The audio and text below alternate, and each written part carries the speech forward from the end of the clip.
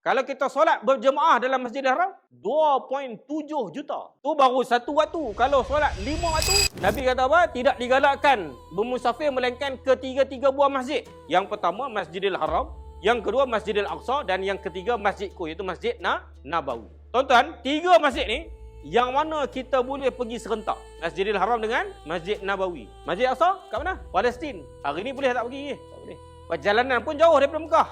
2,000 km. Daripada Mekah pergi ke Madinah baru 550 km. Naik bas 5 jam. Sekarang orang tak naik bas dah. Naik speed train 2 jam suku. Malah Nabi sebut lagi, pahala sembahyang di masjidku sebanyak 1000 kali lebih baik daripada sembahyang di masjid-masjid lain kecuali Masjidil Haram. Di Masjid Nabawi, pahalanya diganda sebanyak 1000. Tu baru solat seorang diri. Kalau solat berjemaah di Masjid Nabawi, 27,000. Tu baru satu waktu.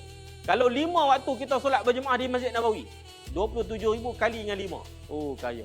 Kalau Masjidil Haram pula tuan, diganda sebanyak 100,000. Kalau kita solat berjemaah dalam Masjidil Haram, 2.7 juta. Tu baru satu waktu. Kalau solat 5 waktu, 2.7 juta kali 5. Oh, jutawan tu. Sebab tu orang nampak nikmat ni, orang akan berebut. Tak kira lah macam mana sekalipun. Kalau terkandas pun duduk kat Mekah tak ada masalah.